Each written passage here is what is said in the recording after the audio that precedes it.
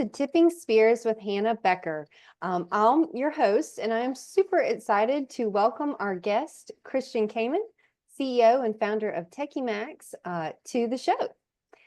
So Christian, TEKIMAX is a software development company that has supported companies in multiple sectors, nonprofit, defense, including the Air Force Special Operations Command, AFSOC, as a Small Business Innovation Research Grant Award recipient.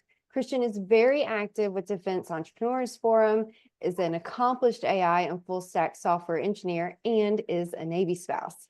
So I first met Christian several years ago. We were both living in Florida, and I was instantly inspired by his passion for defense technology and his entrepreneurial drive. So today we'll dive into his incredible career journey and kind of look at the intersection of technology with defense and his perspective on life as a military spouse in the tech industry. So welcome, Christian, and thank you for being on Tipping Spears. Yeah, thank you, Hannah, for having me. So can you start off today by telling us a little bit about your early years? So where did your story begin, and how did your upbringing kind of shape who you are today?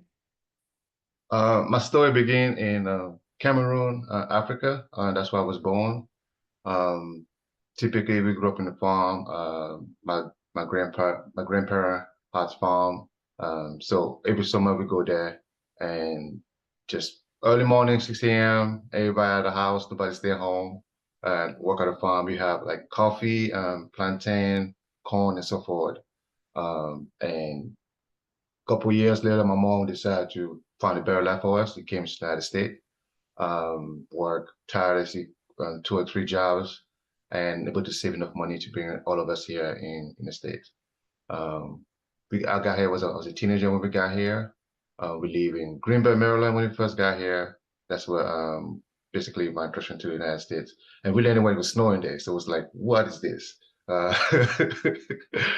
lived in the BWR, and then my experience in Greenbelt was more like when we first got there, we just adventure little by little to explore the land. Like we just one day get out, go a little further and further, and say, oh, okay, it's not that bad, you know. Fast forward, basically my mom saved enough money, we moved to a different place in Boone, Maryland, because the one in Greenbelt was only like 2-bedroom for all 6 of us. And then we moved to Bowie for a more bigger house and so forth. Our house was pretty structured. Everybody got chores. And my mom was like, if you need something, you gotta go get it yourself. So you better get a job. So everybody in the house had a job. Like if you have everybody had a job, you can walk in a Taco Bell or a store or something. You can go get a job, and you had to pay for your own prom stuff, school stuff, because she had to take care of the single mom. She got to take care of the mortgage and so forth. And so that kept us a little bit more on track, and she didn't play. So yeah, that's pretty much the sums up of my how I was raised and so forth. Yeah, well, that explains your entrepreneurial drive and your work ethic. So what first sparked your interest in technology? Was there a specific, event, person that influenced your interest in technology? For technology wise, it's just curiosity for me. Because when we had a computer. Me and my little brother play video games all the time, so we always like play video games and trying to fix when something broken. We got a computer down on the living room. So we are our own tech. So the print doesn't work. We'll figure it out. It's not print. Something's broken here. How to restart the computer and all this stuff. So we always tinkering around with technology, and we just interested from there. Fast forward, I got into like website design and so forth, and I was mostly doing user interface, but it was never dynamic, or it was a static page. I wanted to do this button to do something. When I click on this, it should do that. I didn't know how to do that, so I figured, okay, I need to learn how to code. So a lot of YouTube's videos, and I had an opportunity to go back to school for to get another degree. So my wife got stationed in Pensacola, so I decided to go back to school to learn. At the time was cybersecurity, because I think NSA had a program at UWF for that. So when I started, I was focused on that. But I was always asking questions to my teacher, Dr. Eddie, IWF, like, hey, why this doing that? What's that doing this? He's like, you know what? Just do computer science, you'll be fine. Because he kind of covered all those things. So I switched to computer science, and then from there, just got hooked to like the everyday learning something new, and then trying to keep up with upcoming technology and so forth. Yeah, that's insightful. I love kind of the theme of curiosity with your career journey and the, why and the how, constantly asking why. How. So, as someone who balances multiple roles, so you're a tech professional, defense innovator, your military spouse, how has your family military service influenced kind of your career journey? Oof, like being to spots, like it's kind of it's you gotta be resilient, and you also gotta be flexible, right? Because as a military spouse, every 3 years we have to move, so constant change of PCS, like change of stations, and you have to kind of reinvent to serve every single place you go to. One thing I learned is that there's different state places we go to. They got different structure, different culture, and people are different, right? So I kind of like learning that early when I started moving PCS every single time that here's a new state, new parole, and people are here more like chillax and do that thing. And then if you go to Pensacola, it's more like vibey fun and very like, curious and entrepreneurship ecosystem where I was there was booming and so forth. So every state and every city got its own thing. And you as a spouse coming in, you just got to figure out where's the community going, what they're doing, and how can I contribute to that community and also grow personally, and also contribute where I'm at, the current state. So you've worked in a couple different sectors, different industries, of applying your curiosity and your technology expertise in those.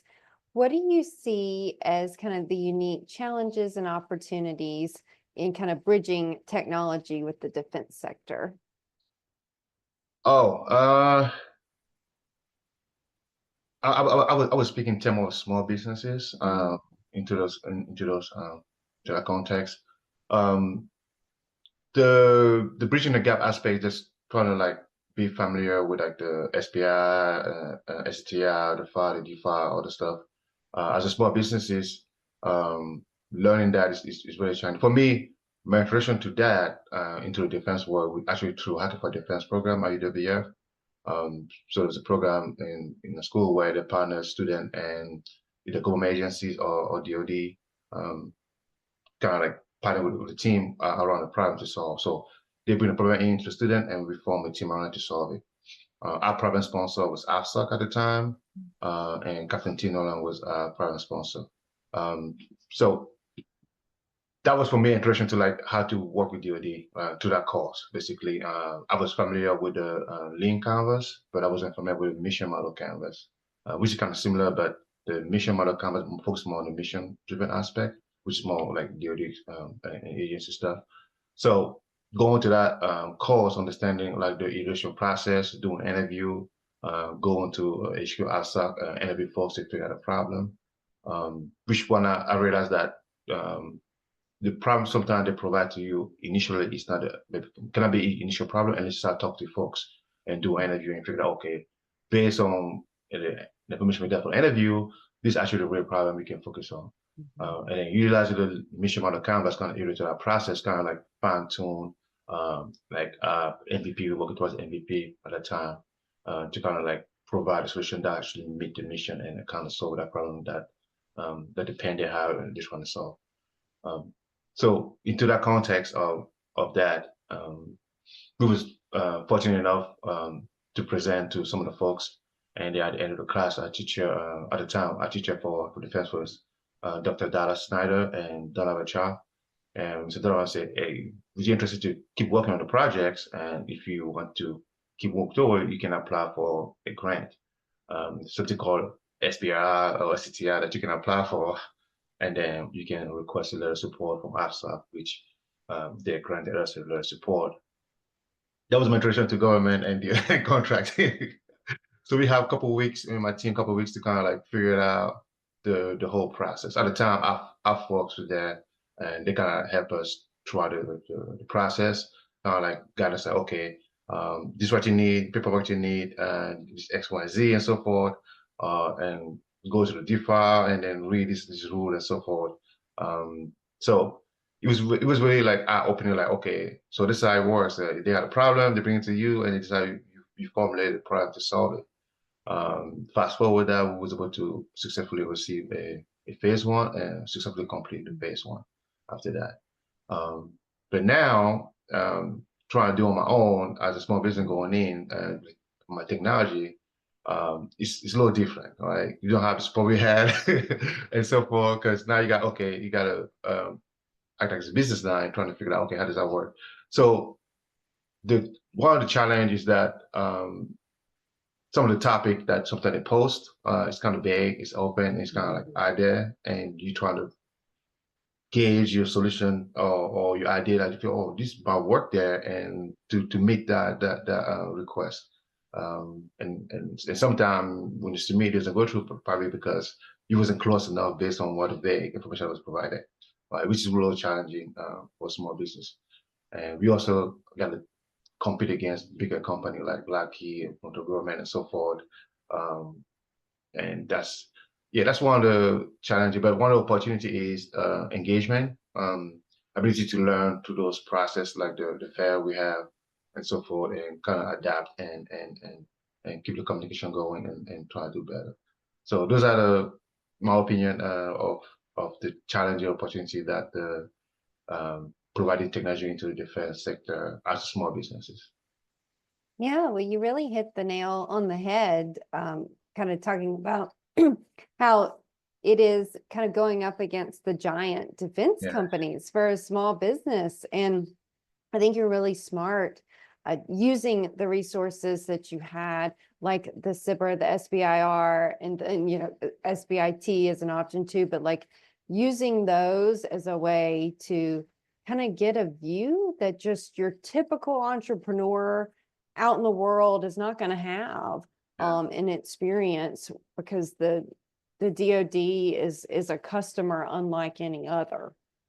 It's really, really unique. So I feel you on the small business struggle. It feels very like David versus Goliath often. So yeah.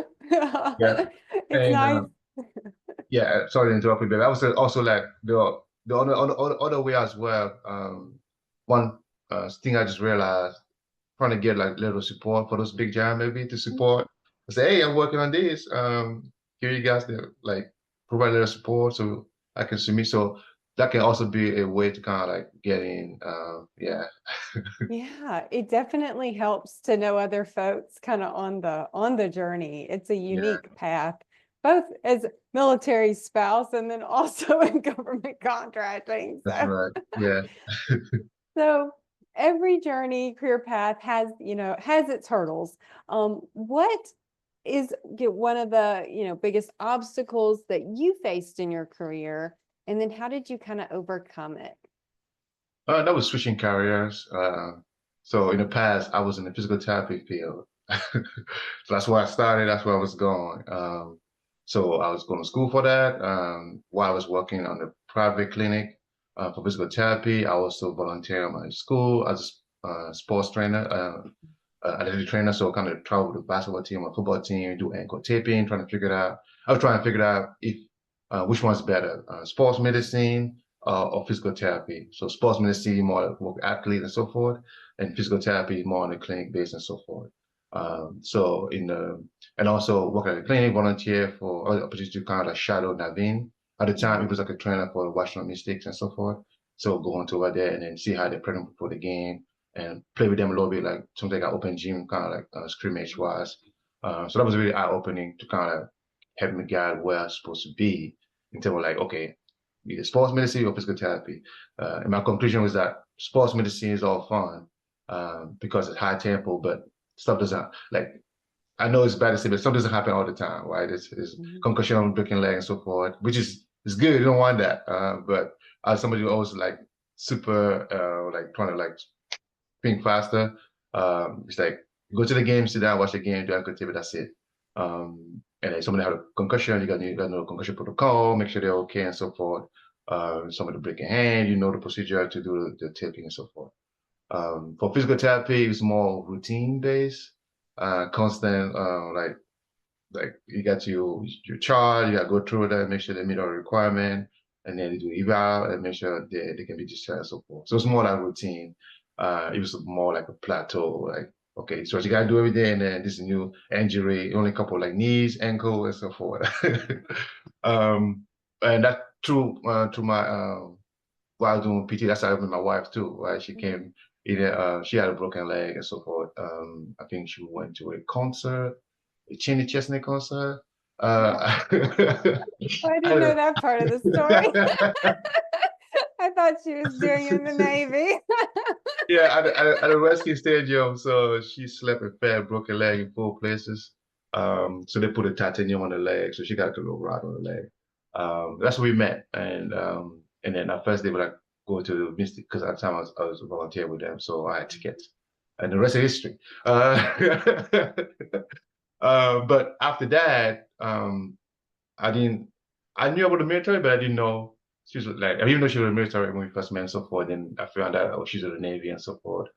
And that was my introduction to military spouse and military life and so forth. At the time, she was an admiral aide, so we got married, and then she just left, started traveling and so forth. And after that tour was over, our first PCF was in Newport, Rhode Island. Then I just realized that, oh, because BPT need to be like licensed per state and so forth. So I figured out, oh, so we're gonna be moving every 3 years. So that means every 3 years I need to find a job. And every 3 years I need to have a so I was like, oh, this is gonna be intense. So I just thought, okay, what career can be flexible and that can be used. So that was like a little challenge aspect of it. The way I become, I just decided to switch career. You go something more flexible, something that I just need a laptop and a Wi-Fi. I can be anywhere in the world, which was technology at that point. Yeah, so that's the shift that I made. Yeah. Oh, well, that the licensing kind of obstacle for military spouses in professions that require that is a real challenge. Yeah, I didn't think about it, until kind of got in the military community and realized, every state has different requirements, and you're not just grandfathered in because, or you don't have automatic reciprocity. So kudos to you for, coming up with a new career path that worked with military life. I know that's not easy, and it's yeah. also not expected initially, Yeah, it was really hard because when I went back to school at UWF, then I was doing I'm in the computer science class doing data structure and look at these kids like, oh man, like 19 and 20, I'm out here like, oh man, trying to figure this out, like doing the calculus and so forth. I was like, oh, it was rough. It was rough. But I made it so. Although when I married, my husband is in the military, I was into rodeo and did agriculture full time. And so then when I did my career change in technology, my professors, well, like you, I was the oldest person in the class. Everyone else was younger. And my professors were like, Hannah, you have to stop writing papers and like giving examples of how like technology is like cattle production. I was like, no, there's lots of similarities. No, no, you need to focus. I know how difficult it can be. So how has being a military, I know you've touched on this a little bit more, but I really liked how you mentioned kind of the resiliency and just kind of how that all continues to shape your career. And how has being a military spouse kind of influenced your approach to, leadership, innovation, problem solving? Can you tell us a little bit more about that? Um, for leadership aspect, is like my wife was on a command track, so she was and then we have this NLEC program. Naval War College, where they kind of like give you the view out of the command perspective, and then kind of like give you tools, kind of support them to throughout the command, and also providing all the resources, either government agencies or programs within the base and outside the base, and kind of like support the warfighter within the command as a spouse as well. So leadership aspect, kind of like you have to figure it out fast and adapt to to the scenario. So kind of observing what you're doing on the end, and also taking that role of leadership or kind of support her wildfighter and sailors within the command. Um, um, so that's one kind of guide me and kind of helped me kind of like see the lay of the land and so forth. What was this next one? The problem solving skill. It's more like constrained, like every 3 years we move, we got scheduling and figure out what's going to match with what we're moving here, so we got to move here, kind of like figure out how we're going to do this, um, and kind of like collaborate on that aspect. Um, that helped me a lot.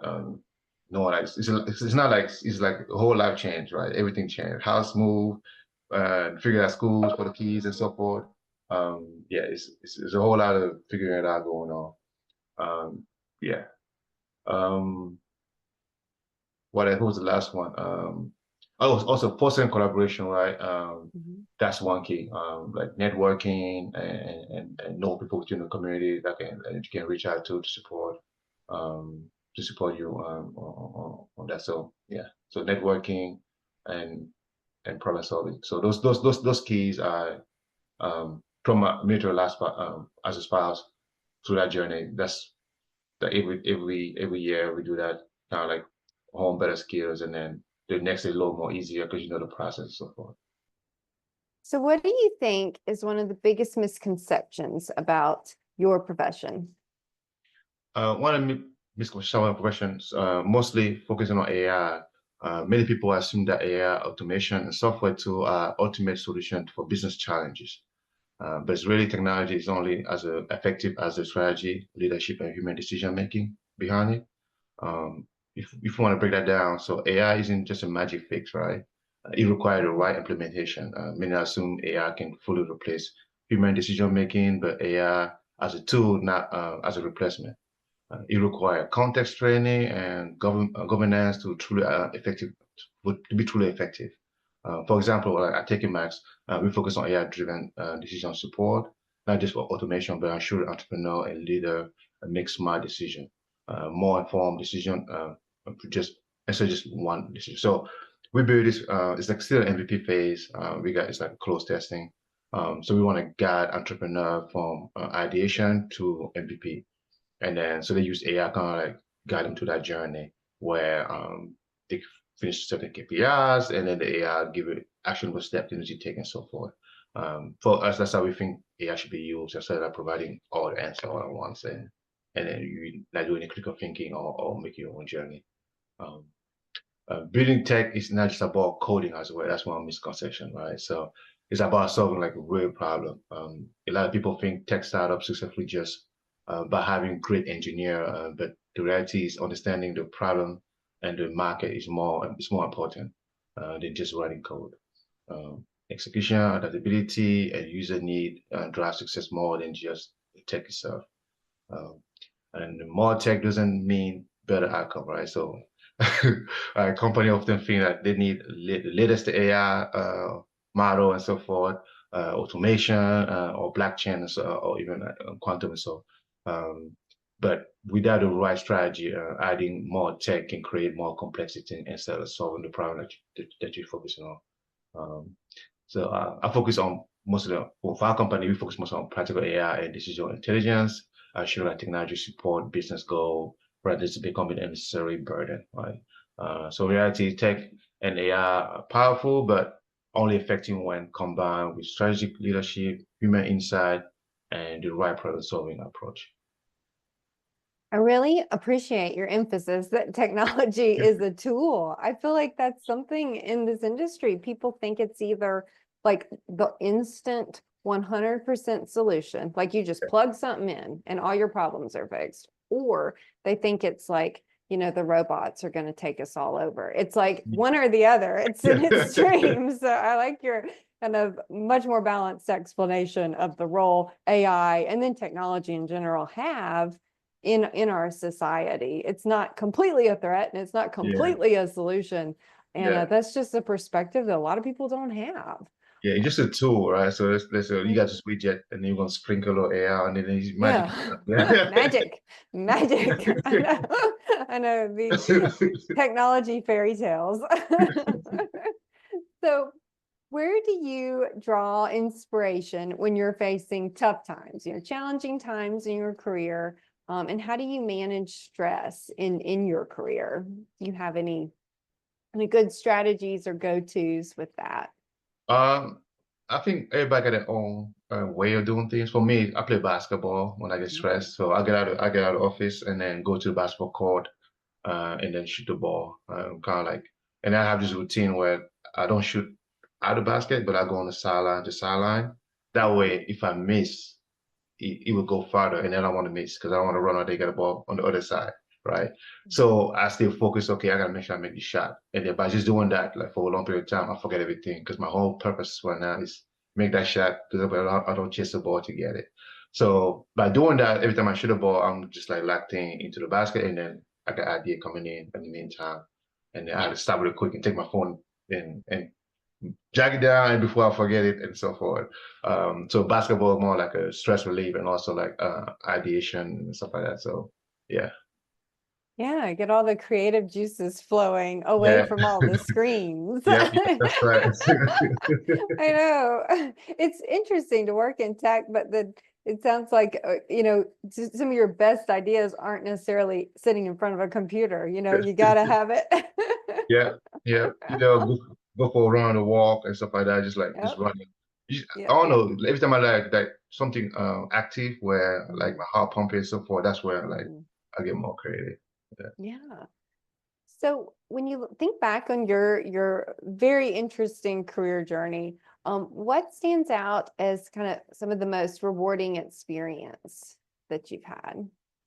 Honestly, it was like the Hacking for Defense program, that process, because like a lot of people don't know this, but in the past, I always wanted to join in the military. Mhm. So I went through the process. I started a naval recruiter, and then you say, okay, you got to report to MEPS, and Mhm. went to MEPS and do like the whole physical, and then end up to the doc. The doc we do the eye exam and so forth. It was like, man, you blind. I don't think you're gonna be moving forward. I said, come on, doc, what I need to do? He told me, okay, you can be wearable if you do surgery and so forth. So we found a specialist, and then they determined that I had letter degeneration. So it's when the cornea can be detached when ice when it hit your heart, it can go blind right away. To fix it, they got to infuse from your eyeball to your cornea. So it's a procedure that you awake when doing it. You look on the left side, and then they have laser shooting on your eyes to kind of fuse it. So they did it on this side and they did it on that side. And then came back to the doc, say, oh, doc, I did surgery. Where's my waiver? And he was like, after looking into this, it's not, your condition is not waiver DOD. So we know what to serve. I was like, oh man. So Oh, that right. was a little blow. Took me a year to recover and so forth. And Yeah. that's why I made a decision at the time, like, okay, I still gonna serve, but I'm gonna serve from outside, right? And then kind of like see be at service that way. And then one opportunity for Hacking for Defense came in. It was an opportunity for me to serve, right? We're like, oh, Mhm. okay. I'm able to kind of contribute my skills and to our warfare and so forth. So that was a highlight for me. Kind of okay, and then going through that whole process, even to get like a seabird and providing a phase one should be completed was like a yeah, was a highlight. Yeah. Oh, that's awesome. Your family is, you have an opportunity to support war fighters, on in the kind of civilian capacity as a vendor. Yeah. And it's really in a very strategic kind of partnership there of service. That's neat. So when you're thinking about kind of advancements in technology, technology is always changing. I know you're always tracking new trends, new stuff coming out, but is there one new tech thing that really excites you? Like one new advancement that you're very excited about or tracking? Yeah, last night, OpenAI just released research, or deep research. So now you can conduct a full research paper where the AI go online, find all the stuff and all the resources, like doing a grad school, like, you gotta go, like, do yourself, like, find the articles and read it and try to, like, match it, make sure, okay, based on this is what they find and so forth. So now I can do that for you. And then, and kind of, for me, I would use that to kind of give like a little starting point. Now it's like, oh, here's a full answer. Kind of like, okay, here's a starting point based on that template. I can go in there and do the actual work that normal, like, normal process, so forth, and kind of compare and contrast, and kind of like fill the blank that AI provide. So that was pretty cool. I saw that yesterday, last night when they released it. And then the understanding of context and memory, like that's pretty amazing for the AI aspect. Real-time communication, conversation with AI, where translation now seems easy, right? So you can build any application you want, and then you can be anywhere in the world and translate anything. And the other one is quantum. Quantum technology is very interesting, even though some folks say it's like further down the road. But right now, you can actually use some of the encryption that's available in this website for quantum encryption and digital encryption. So quantum and AI, those are the key things, especially against the vulnerability we have for collect now and decrypt later. So that's one thing that's at the forefront that I'm excited about. Yeah, so there are lots of concerns about AI, and I know you've mentioned them kind of in this podcast session, a few of them. What can you kind of give us your perspective on how AI, is impacting our world or might impact our world? Are people's fears of AI valid? Or, what are your kind of thoughts on how AI will impact us as humans?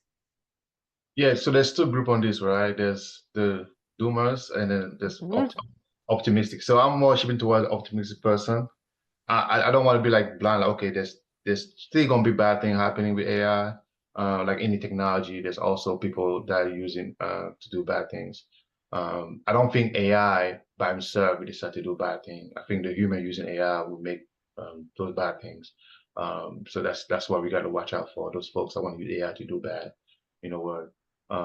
But for the future wise, the job displacement is real. Some job will be automated and then those jobs will be gone.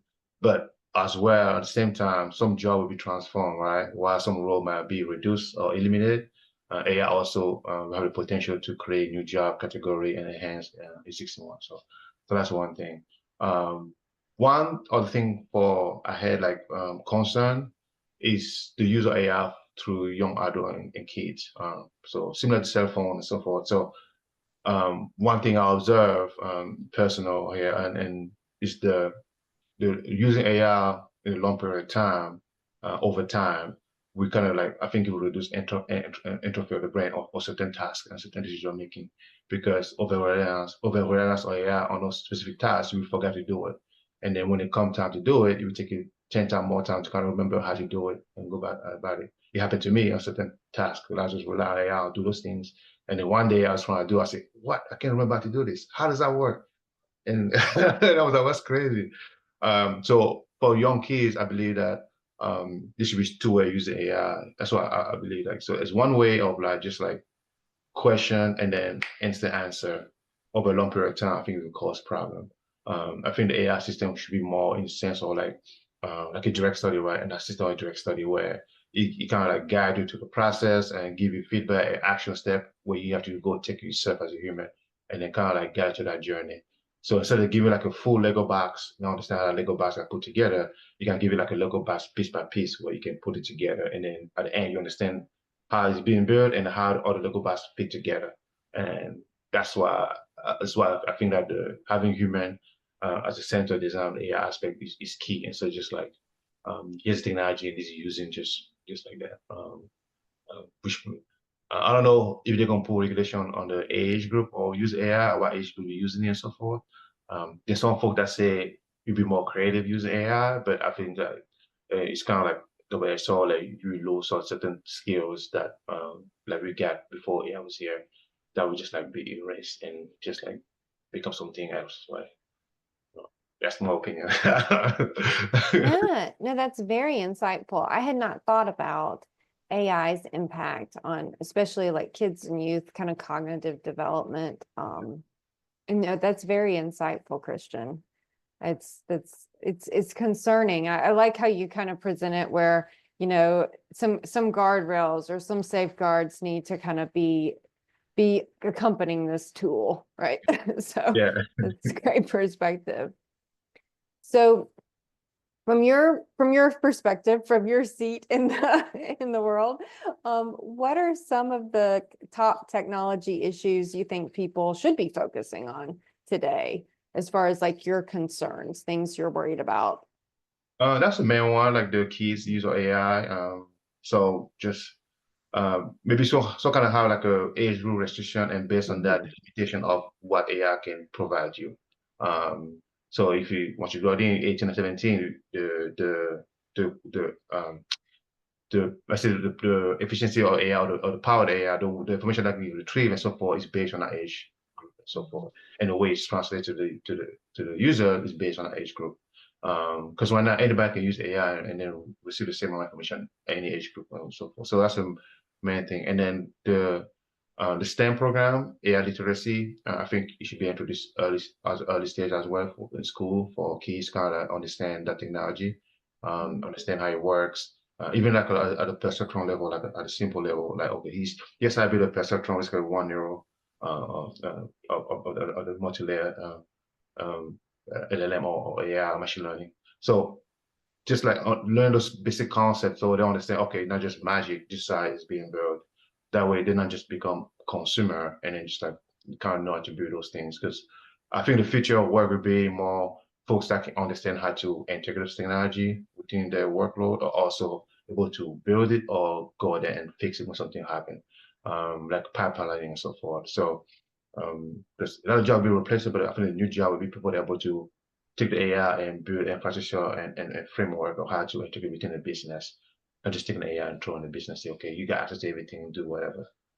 So that's the key things. AI literacy at the early stage, all the way, and even for small businesses, also able to let them know about the capability of AI and how they can optimize the business process and get more more better as a small business. Yeah. So, I know you've had a lot of kind of disruption in your career due to kind of military life. Can you share some insights or advice on how you've navigated kind of the demands of that and entrepreneurship with military life? Yeah, fun. So, it's still a work in progress, right? But what worked for us is collaboration. Like me and my spouse, so kind of understand like, oh, here's my schedule for X, Y, and Z. Here's the schedule, how we can make it work. Uh, when we first started, it was just like trials and error and so forth. Mhm. Kind of pendulum shift on, like focus on, okay, I got a lot going on here and so forth. So it's going back and forth all the time. Or sometimes both of us just like 100 miles an hour, right? And then we come home, just like no life, we just super tired. So kind of like feeling like perfect balance, especially if we got kids now. Kind of like make sure, like they don't care like what you do outside the house. They want to say, "I want to play now, Daddy." And I mean, I don't, like I want to play now, and that's what's gonna happen. So kind of like trying to find that balance between like um, time constraint and be present at home and so forth. So still a work in progress, we're working on it, but that's the role we're taking. Yeah, that's great advice. Great advice. So, um, what career advice do you have for kind of the next generation of professionals interested in pursuing a career like yours? Just do that's what's on your heart. If you have an idea and you believe in it, just go for it. Don't. don't I mean, don't just go for like for the money or so forth. Because if you go for the money, at the end of the day, it's not gonna be you're gonna be tired. You're gonna be like, oh, Mhm. it's not fulfilling and so forth. So find something that's fulfilling for you, and then pursue it, and then just grind. It's not gonna be easy. It's gonna be ups and down, but I think once you believe in something and then you really passionate about it, nothing really matter because you're gonna get there. So are there any books or, kind of podcasts, resources that you'd recommend for folks that are interested in excelling in this field? Books now. I had a couple of books, but like I forgot the author of the book. Dark Territory, Secret, the Secret Warfare, or the Secret War of Cyber. So that's Mhm. one of them. Podcasts. Oh, we got a whole lot of podcasts. It's all in podcasts. There's I can't figure something in my head right now because I'm everywhere. I don't want to list one or two of them and be like, Yeah. a lot of startup podcasts, a lot of defense podcasts that I listen to. Just keep be in tune on what's going on within the defense and what's changing and so forth. A lot of C-SPAN watching. I don't know if I watch Mhm. C-SPAN. I watch C-SPAN Mhm. because usually it's kind of like I see them talk right away and kind of like it's not disturbed by news and so forth. So kind of like Mhm. get information right away, kind of stay abreast of what's also going on. Yeah, that's about it. And a lot of product hunt. I still go there time to time to see what's new, which is it's saturated with AI now, all kind of AI stuff. It's kind of interesting to see what people are building with AI. Try to stay ahead of like what's being built. Yeah, that's about it. Um, there's other, Yeah. but I can't think right now. It's okay. I know I like C-SPAN. The C-SPAN recommendation is great, especially when things are changing a lot. Yeah, It's yeah, better to just like go to the source of yeah, wherever this is coming out. Especially in this space with yes, defense and government. yeah. So when you kind of look to the future, what developments in tech make you most hopeful? The innovation of technology right now, because for example, AI and so forth and quantum, is new, right? So it's Mhm. changing, disrupting all kinds of things, which means a new playing field for everybody to get in. Because you got multi-domain, and you kind of compare and construct where we fall in this domain, what's the connection to that domain. So it's open field right now for everybody. So um, the ability to learn something new and kind of see if you adapt to that domain or this domain, and you see there's a cross between the two. That's what's exciting, and so just learning and be curious about it. Yeah, well, we're at a very exciting time in this industry. There's so much advancement being made, new developments, and I love your theme of curiosity throughout your life and how you've kind of woven that into your career. So thank you so much, Christian, for sharing your insights and your experiences. Your contributions to the world of defense technology are incredibly impactful, and I'm sure we've all learned so much for your perspective. I'm So, glad to be. No, glad to be here. And thanks for inviting me. yeah. And to our listeners, thank you for tuning in to this episode of Tipping Spears with Hannah Becker. We hope this conversation sparks some new ideas and inspiration. Don't forget to subscribe and review the podcast, and we will catch you next time with another exciting guest.